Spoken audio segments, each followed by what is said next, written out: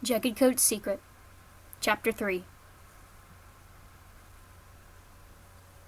He's waking up!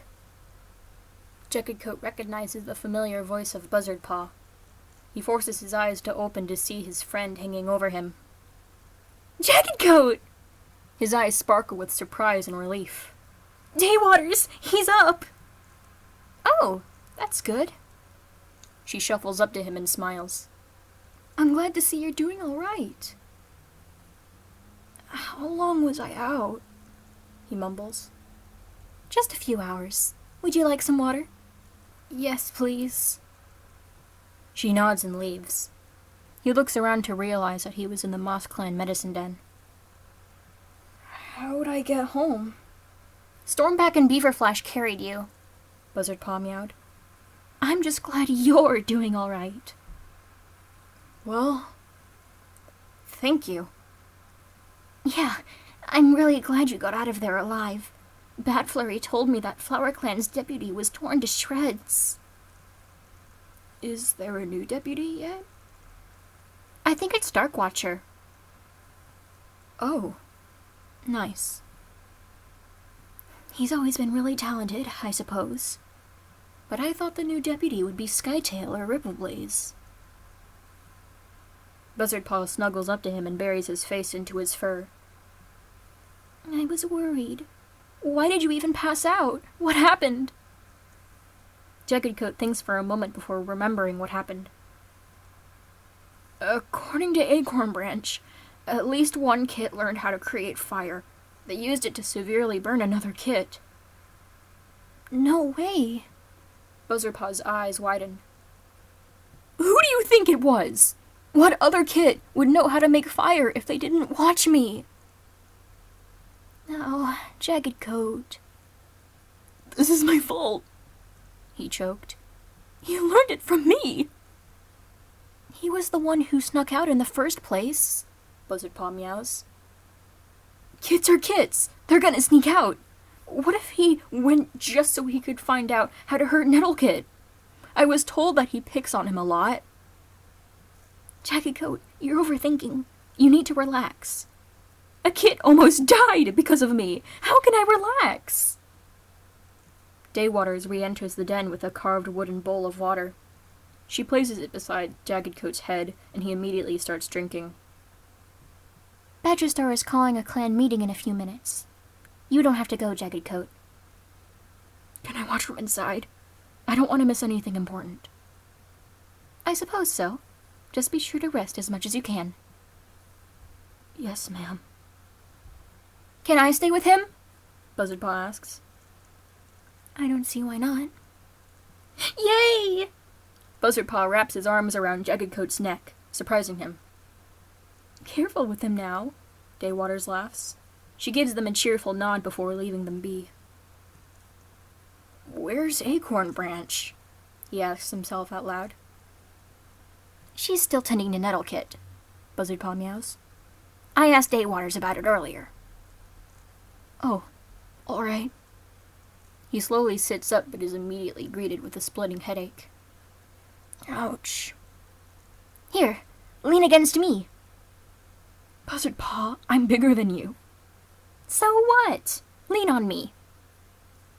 Jaggedcoat sighs and presses his side against the apprentice's, putting a bit of weight on him. I'm not crushing you, am I? Nope. Just relax. Just making sure. He rests his cheek on the top of Buzzardpaw's head. Something about his friend brought him a lot of comfort. Let all cats old enough to catch their own prey gather underneath the high rock for a clan meeting. Badgerstar's voice snaps Jaggedcoat out of his thoughts. He watched as his clanmates perked up and seated themselves underneath the tall rock, where their leader stood with his head held up proudly. Now! Badgerstar clears his throat. Some of you might be aware of the fox attack that happened in Flower Clan camp a few hours ago. Their deputy, Leaf Pond, was torn to pieces by the brutal creature, and Palestar came to me a moment ago to share the news, and that both Acorn Branch and Daywaters are unharmed. Acorn Branch is currently away tending to a kit in Bracken Clan, and that is actually what I would like to discuss. Shortly after the rescue patrol returned, that's when Pale Star came to me when she knew her clan had calmed down. She said she would also address this with Blaze Star and Burst Star, but the two of us decided that to prevent further accidents, we will be limiting performances during gatherings to only January, with the exception of the Sweethearts. Jaggedcoat felt his face fall. What? Buzzardpaw gently wraps his tail around him in an attempt to comfort him. We will also order our queens to keep a closer eye on the kits and to prohibit them from leaving the nursery during gathering hours. Badgerstar continues to speak, but Jaggedcoat can't listen anymore. You look sick. You should lay down, Buzzardpaw mumbles. I just need some fresh air, he chokes. Daywaters wants you to rest. And I want none of this to have ever happened. He pulls away from Buzzardpaw and slumps back into his bedding. None of this is your fault, Buzzardpaw said. It's just some kid curiosity that went south. I could have stopped them. No, you couldn't. You didn't even know Basil Kit was there until he spoke up. I should have been watching. Jaggedcoat, you can't watch out for the unexpected. It's called unexpected for a reason. I guess. But I still feel so guilty.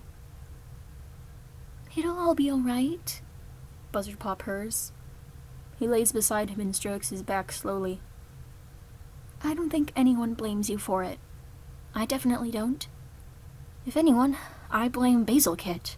Or whoever did it. The two lay in silence for a while. Hey, how about you help me make something? What? I love inventing things for other cats, so why not we create something together? What would we even make? Buzzardpaw thinks. Well, what is an obstacle you come across frequently? Well, Jaggedcoat concentrates. Sometimes when I practiced for performances, I'd cut my pads on rocks. It hurts. What if we made something to protect your pads? Like logs attached to my feet or something?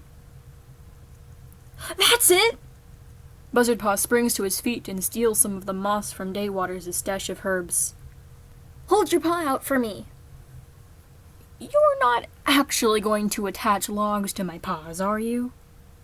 He holds his paw out for him, who gently takes it and covers it with moss. No, that would be way too bulky, Buzzardpaw explained. He wraps the cobwebs over his moss-covered paw. Now, hand me your other three. Within the span of a few minutes, Buzzardpaw had wrapped all four of Jaggedcoat's paws up in moss and cobwebs. He examines all of them one last time before taking some steps back. Okay, try standing up. Jaggedcoat slowly rises to his feet. The moss around his paws are very tight and itchy.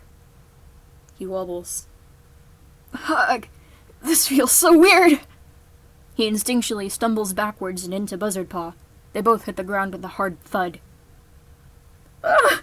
Buzzardpaw, are you alright? Jaggedcoat gasps and immediately sits up. He holds out his paw for him to grab, but Buzzardpaw smirks and pulls him back down onto the ground with him. Take that! Buzzardpaw bursts into laughter as Jaggedcoat lands beside him. He's stunned for a few seconds before laughing too. Hey, Buzzardpaw? Yeah? You're the best. No, you are. Fine, we both are. He nudges him playfully and purrs. I don't know what I'd do without you, Buzzardpaw. Me neither. I would probably have never existed. Or I'd be dead. You know what I mean, idiot. He chuckles softly. Stop playing with me. In exchange for a hug, maybe? Buzzardpaw holds out his arms for him. Oh, all right.